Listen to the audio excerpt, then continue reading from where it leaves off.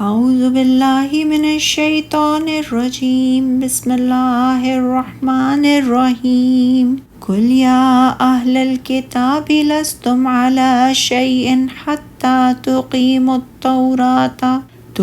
التوراة والانجیل وما انزل الیکم من ربکم ولا یزیدن کثیرا منہم ما انزل الیک من ربک طغیانا وکفرا فلا تأس علی القوم الکافرین۔ ان الذین آمنوا والذین ہادوا والصابئون والنصارى من آمن باللہ والیوم الآخر وعمل صالحا فلا خوف علیہم ولا هم یحزنون۔ اے نبی صلی اللہ علیہ وآلہ وسلم، کہہ دیجئے، اے اہل کتاب، تم ہرگز اصل دین پر کاربند نہیں ہو سکتے یہاں تک کہ تم تورات اور انجیل اور اپنی طرف اپنے رب کی طرف سے نازل کی گئی دوسری کتابوں کے احکام پر ٹھیک ٹھیک عمل کرنے لگو۔ حقیقت یہ ہے کہ یہ قرآن جو آپ کے رب کی طرف سے نازل ہوا ہے ان میں سے اکثر لوگوں کی سرکشی اور کفر میں اضافے کا باعث بنے گا، اور آپ کافروں کی قوم کا غم نہ کھائیں۔ بے شک جو لوگ ایمان لائے اور جو لوگ یہودی ہوئے اور سابی بے دین اور نصارہ، ان میں سے جو بھی اللہ اور آخرت کے دن پر ایمان لائے اور نیک عمل کرے تو ان پر کوئی خوف نہیں ہوگا اور نہ وہ غمگین ہوں گے۔ اللہ تعالیٰ فرماتا ہے، اے محمد صلی اللہ علیہ وآلہ وسلم، آپ اعلان فرما دیں، اے اہل کتاب، تم ہرگز اصل دین پر کاربند نہیں ہو سکتے،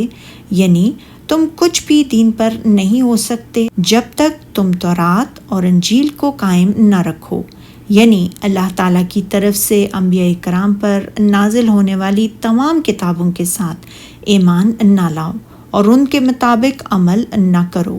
اور انہی کتابوں میں یہ بھی حکم دیا گیا ہے کہ حضرت محمد صلی اللہ علیہ وآلہ وسلم کی اتباع کرو، ان پر ایمان لاؤ اور ان کی شریعت کی اقتداء کرو۔ اور فرمان الہی اور یہ قرآن جو آپ کے پروردگار کی طرف سے آپ پر نازل ہوا ہے وہ ان میں سے اکثر کی سرکشی اور کفر ضرور زیادہ کرے گا،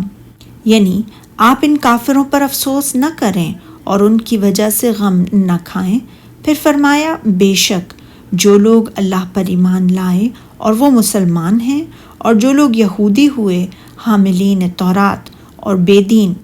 سابی عیسائیوں اور مجوسیوں کے درمیان ایک ایسا گروہ تھا جس کا کوئی دین نہ تھا، اور حاملین انجیل۔ مقصود یہ ہے کہ ہر وہ فرقہ جو اللہ تعالیٰ پر اور روز آخرت پر ایمان لے آئے اور نیک عمل کرے، ایسا اس وقت تک ہو نہیں سکتا جب تک تمام انسانوں اور جنوں کی طرف مبعوث پیغمبر حضرت محمد صلی اللہ علیہ وآلہ وسلم کی لائی ہوئی شریعت مطہرہ کے مطابق عمل نہ کیا جائے۔ تو جو شخص بھی ان اوصاف سے متصف ہوگا اسے نہ مستقبل میں کوئی خوف ہوگا اور نہ اپنے پیچھے چھوڑی ہوئی دنیا کا کوئی غم۔ سبحانک اللہم و بحمدک، اشہد ان لا الہ الا انت، استغفرک و اتوب الیک۔